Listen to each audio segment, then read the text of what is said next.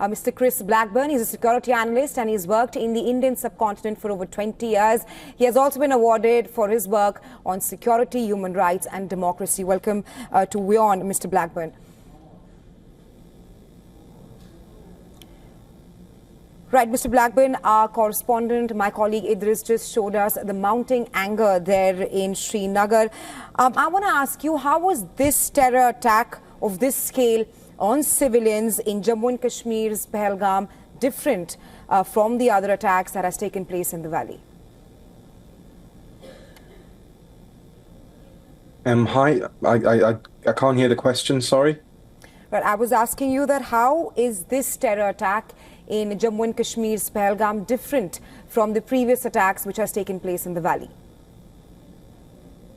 Well, I think it's targeting civilians and tourists and holidaymakers. I think this has been absolutely appalling. But I think over the last month, we've seen a general sort of focus on Kashmir from Pakistan. We first had the extradition of Taha Rana from the United States to India, which was seen as a massive diplomatic victory for India. And then obviously last week we had the Pakistani chief of the military saying about Kashmir being the jugular and was using all sort of jihadi language.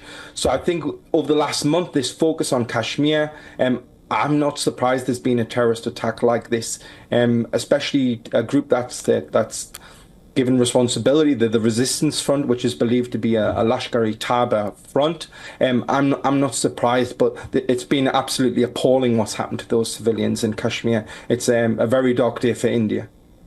Right, Mr. Blackburn, stay with us. I want to go across to our correspondent Idris. Idris, give us a sense of what is happening on the ground right now. What we are learning is that a massive cordon and search operation has been launched. Well, exactly, Rahesha. The cordon and search operation has been launched since yesterday, but what we are hearing now is that the commandos, both from Indian Army as well as the paramilitary forces, have been brought in, who are basically now looking and searching for the attackers that were involved in the attack in which 27 people were killed. We're also being told that security forces have also brought in choppers, drones to the operation site, where to the Baisaran meadows and especially to the dense forest area which is next to it, where the militants basically ran away after attacking these tourists in a very brutal way.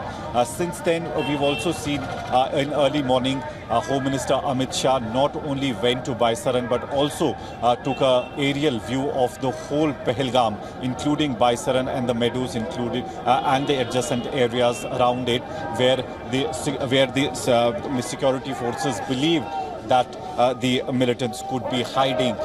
We've also been told that there are around 5 militants involved in this attack. 3 of them are confirmed to be foreigners belonging to Pakistan. One of them has also been identified, and we are being told that he had gone back to Pakistan in 2018, then again infiltrated into Kashmir a few months ago, and this was the first attack that he basically carried out and led with a team of 4 others. We're also hearing that there was a local militant present at the firing incident site as well, but there's no confirmation on that. However, some pictures of these militants have been released.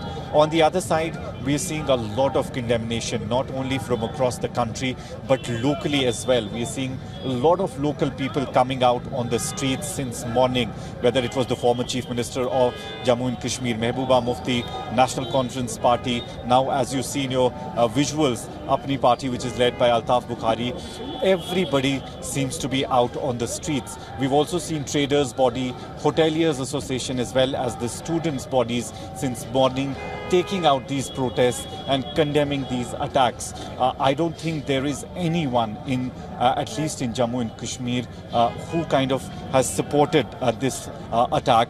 Everybody is up against it and said that tourism, which is one of the major industries of the Jammu and Kashmir, will be majorly hit by this incident, and they're trying their best to convey to people, especially the tourists who are right now present in Kashmir Valley, to give them a sense of safeness for them, so that they don't feel insecure in the valley.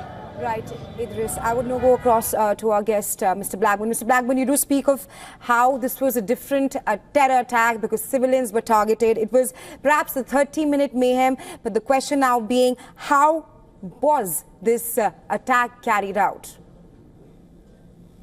Well, I think obviously it's still pretty early days, and we're getting details of how the attack was formulated, and hopefully once they start arresting or maybe eliminating the suspects, we'll get a more of a clearer picture of what actually happened. But I think we've seen that there has been a rising, and especially in the rhetoric over Kashmir recently. So I hope that Indian agencies are out there looking, and I hope they get support from international quarters. And I know the Indian diplomats have been working very hard over the last few years, and I'm confident that they'll be able to respond with help rather than just moral support. I think a lot of countries, especially the likes of the United States, will actually support India in whatever actions it has going forward. Right, Mr. Blackburn, just want to take that point forward. Do you sense that there's a shift in terror attacks from the LOC towards the hinterland? Because where this attack took place was in the hinterland in the Pahalgam area, a tourist site. Yeah, definitely. But because we've seen a narrative, there's been a lot of good, positive news coming out of Kashmir over the last couple of years that people want to return and they want to holiday there. They want to engage in democracy, and there's been good news coming out of Kashmir. However, there has been a response from those involved in Pakistan who wanted to undermine and sabotage that effort. So I think going forward, there has to be a better and an international response to this kind of terrorism, because India is attracting a lot of international support, international business, and you name it. And we've already heard from certain reports that there were a couple of foreign nationals as victims. So I think as Kashmir opens up, we're going to see these kind of attacks, and hopefully India can work with international partners to stop them. Right, Mr. Blackburn, thanks very much for joining us on WION, and thanks to Idris as well for getting us the latest from on ground.